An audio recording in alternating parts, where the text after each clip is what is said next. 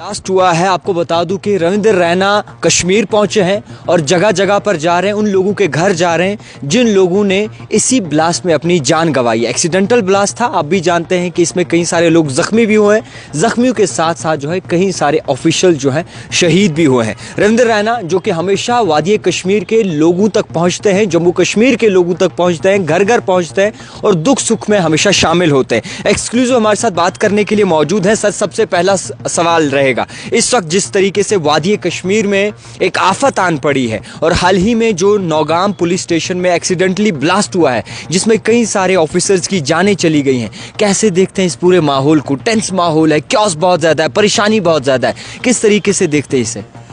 बहुत ही अफसोसनाक ये सानिया यहाँ नौगाम पुलिस स्टेशन में पेश आया है।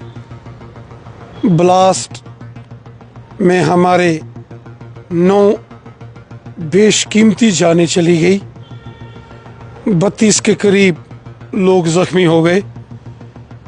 हम यहाँ वादी कश्मीर में उन तमाम घरों में ताज़ियत के लिए जा रहे हैं जिन्होंने अपने लखते जिगर इस धमाके में खोए हैं। हॉस्पिटल के अंदर ज़ेरे इलाज तमाम लोगों से भी हम मुलाकात कर रहे हैं। बहुत दिल को तकलीफ़ देने वाले मंज़र हमने अपनी आँखों से देखे। वो तमाम वो घर, वो मोहम्मद शफ़ी परे साहब जो एक दर्जी का काम करने वाले शख्स, वहाँ से लेके कुपवाड़ा द्रगमुला तक असरार अहमद साहब जो इंस्पेक्टर शहीद हो गए, फोटोग्राफर्स, FSL टीम के जवान, नंबरदार साहब, 9 बेशकीमती जाने गई हैं। बहुत दिल को तकलीफ देने वाला ये सारा सानिया यहाँ नौगाम पुलिस स्टेशन में पेश आया है। मैं तमाम उन लोगों के साथ दुख का, ताज़ियत का इजहार करता हूँ जिन्होंने अपने लखते जिगर खोए हैं, और वो तमाम लोग जो हॉस्पिटल में ज़ेर इलाज हैं, मैं उनके जल्द ठीक होने के लिए ऊपर वाले से दुआ करता हूँ। एक वीडियो हमने आपका देखा जिसमें एक बुजुर्ग गले लगकर अपनी फरियाद आपको सुना रहा है, गले लगकर अपना दुख दर्द सुना रहा है, और जब आप इन लोगों के घर गए तो क्या कहती है इनकी फैमिली, क्या सुनाती है? बहुत दर्द होता है। वो दर्द जो अपने किसी लखते जिगर के इस दुनिया से अलविदा कहने का होता है, ये वही शख्स जानता है।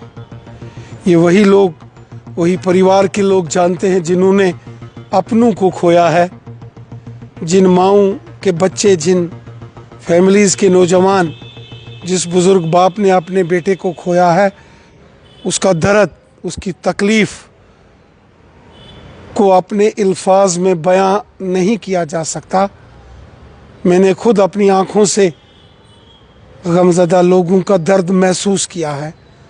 मैंने उन तमाम लोगों का दर्द, उन तमाम लोगों की तकलीफ़, उन तमाम लोगों की परेशानियों को अपनी आँखों से देखा है जिन्होंने नौगाम पुलिस स्टेशन धमाके में अपनों को खोया है।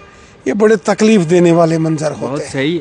इसी तरीके से आप आगे भी जो है लोगों के साथ उठते बैठते। अच्छा सर, हाल ही में आगा सईदुल्लाह जब वादी कश्मीर आए और वादी कश्मीर में जब उन्होंने लोगों से खिताब किया, मीडिया वालों से खिताब किया, तो उन्होंने साफ तौर पर ये बड़ा स्टेटमेंट दिया है कि इस वक्त में जहाँ पर जुल्म सितम हो रहा है, इस वक्त में भी जो है उमर अब्दुल्ला चीफ मिनिस्टर और इसी के साथ साथ MLA बनने की सोच रहे, 2029 का सोच रहे कि किस तरीके से कुर्सी हासिल की जाए। देखिए, आगा रहुल्ला साहब या उमर अब्दुल्ला साहब की आपस में जो रस्साकशी चल रही है या सियासी इख्तलाफात हैं या एक दूसरे के साथ जो भी पॉलिटिकली जो है वो एक दूसरे को तनकीद का निशाना बनाया जा रहा है, इसमें हमारा कोई लेना देना नहीं है। इस पर हमें कोई बयानबाजी नहीं देना है। ये उनके घर की लड़ाई है। अच्छा सर, एक और उनका अपना मामला है। ये नेशनल कॉन्फ्रेंस का अपने घर का मामला है, ये उनको देखना है। एक अहम सवाल है, उमर अब्दुल्ला बार बार कहते हैं कि सिक्योरिटी का हमारे हाथ में कंट्रोल नहीं है, हमारे हाथ में होम डिपार्टमेंट आता नहीं है, अगर हमारे हाथ में होता तो इस तरीके की बदतरीन हालत हम यहाँ पैदा नहीं होने देते। देखिए, मुझे लगता है कि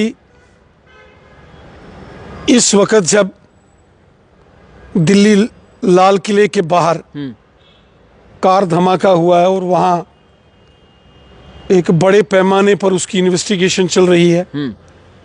उसके बाद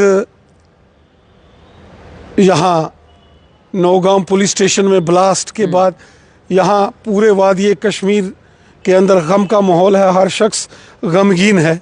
इस वक्त इन चीज़ों को लेकर हमें बयानबाजी नहीं करनी चाहिए।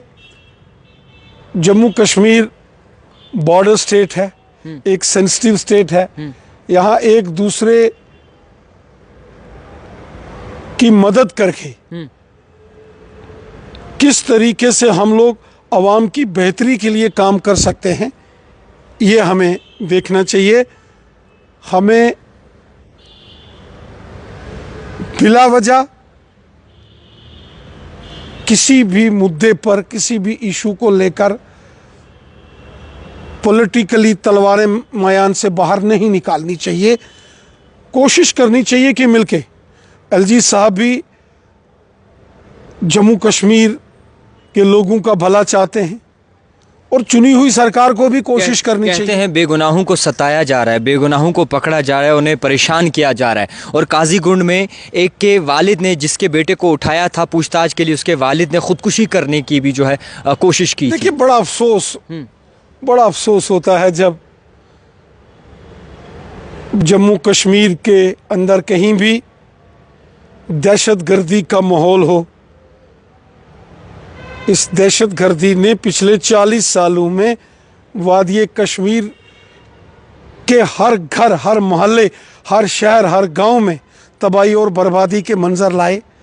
ये बम, बंदूक, पिस्तौल, गोलियों, ये ग्रेनेडों, ये आईडी ब्लास्ट, ये बम धमाकों से किसी का भला नहीं। आतंकवाद कैसे पनप रहा है, पनप कैसे रहा है? अगर इतनी ज्यादा सिक्योरिटी है, इतनी ज्यादा हैरानगी हुई, बहुत तकलीफ होती है जब कोई डॉक्टर का नाम आता है कि ये दहशतगर्दी में मुलव्वस हो गया। बहुत जुल्म सितम देखा है कश्मीर के लोगों ने। मुझे बड़ी तकलीफ होती है जब कश्मीरी लोगों को रविंदर रैना जी सताया जा रहा है, शक की निगाह से देखा जा रहा है। फरीदाबाद में 2000 से ज्यादा कश्मीरी लोगों की तहकीकात की गई है। सुनो मेरी बात जी। ये जो दहशतगर्दी है, ये जो बेगुनाहों का कत्ल हुआ ना, दिल्ली लाल किले के बाहर कार ब्लास्ट हुआ तो बेगुनाह लोग मारे गए। जी, बेगुनाह मारे गए। पुलिस स्टेशन नौगाम में ब्लास्ट हुआ तो बेगुनाह उस दर्जी मोहम्मद शफी परेज साहब का क्या कसूर था? बिल्कुल। वो जो यहाँ कांवरवाड़ी बटमालू के नंबरदार साहब हैं, उनका क्या कसूर था? वो नायब तहसीलदार साहब सोईबू के, मैं उनके घर गया, बहुत तकलीफ होती है। मियां अल्ताफ साहब भी कहते हैं बेगुनाहों को तंग नहीं करना चाहिए, बेगुनाह जो लोग हैं, बेगुनाह जो कश्मीरी है, उन्हें हैरास नहीं करना चाहिए। बेगुनाहों को तो बिल्कुल तंग नहीं करना चाहिए और ना ही कोई बेगुनाहों को तंग करेगा। किसी बेगुनाह को कोई तकलीफ परेशानी नहीं होगी। लेकिन मेरी एक गुजारिश है जी। मुझे बड़ी हैरानगी हुई जब दिल्ली लाल किले के बाहर बम धमाके में कश्मीर के डॉक्टर्स का नाम आया। वहां भी एक कश्मीरी मारा गया। इसमें हमारी बदनामी होती है। कश्मीर बदनाम इसमें हम बदनाम होते हैं। इसमें हमारा जम्मू कश्मीर बदनाम होता है। और बेगुनाह लोगों का कत्ल, बेगुनाह लोगों का खून। डॉक्टर उमर जिसकी इन्वॉल्वमेंट इस केस में पाई गई है, छोड़ो इसको। बिल्कुल, उनकी पाई गई, उनके घर से बात मत करो। जी। मैं बहुत दुखी हूं। जब भी कहीं कश्मीर का जिक्र हो, मैं चाहता हूं अच्छे कामों के लिए कश्मीर का जिक्र हो। कश्मीर को जन्नत कहा जाता है, पैराडाइज ऑन अर्थ। और उसी कश्मीर को अगर कोई बदनुमा दाग लगता है तो मुझे बहुत तकलीफ होती है, बहुत तकलीफ होती है। मैं आपको बताऊं, जब कहीं कोई बदनुमा दाग हमारे कश्मीर के ऊपर लगता है। जब कहीं कोई सवालिया निशान खड़ा होता है बहुत तकलीफ होती है। घर डिमोलिश किया गया है, घर फैमिली बेघर हो चुकी है। देखो, मैं इन चीज़ों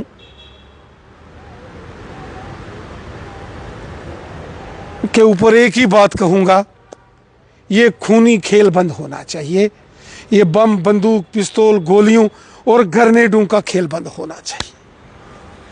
रविंद्र रैना जी इस वक्त हमारे साथ एक्सक्लूसिव मौजूद थे। हर एक जगह पर पहुंचते हैं, गरीबों की हिमायत करते हैं, चाहे वो पीर पंजाल हो, वादी कश्मीर का जो भी कोना हो, हर एक कोने में रविंद्र रैना हमेशा पहुंचते हैं। और आपको मैं ये भी बता दूं और दुरुस्त कर दूं कि गरीबों की आवाज़ बनते हैं रविंद्र रैना। जब भी कोई मुश्किलात होती है, जब भी कोई ऐसा मसला आता है या आफत आन पड़ती है, तो रविंद्र रैना वो शख्स है जो सबसे पहले पहुँचते हैं और उन लोगों का दुख बांटने में जो है कहीं ना कहीं अहम रोल प्ले करते हैं। हमारे साथ एक्सक्लूसिव मौजूद थे बातचीत करने के लिए। इस वक्त वादी कश्मीर आए हैं और तमाम उन लोगों के घर जा रहे हैं जो इस मुसीबत से मारे हुए हैं, तमाम उन लोगों से, उन फैमिली से मिल रहे हैं जो कहीं ना कहीं इस मुसीबत से दो चार हैं। देखते रहिए द टाइपराइटर जावेद खान के साथ।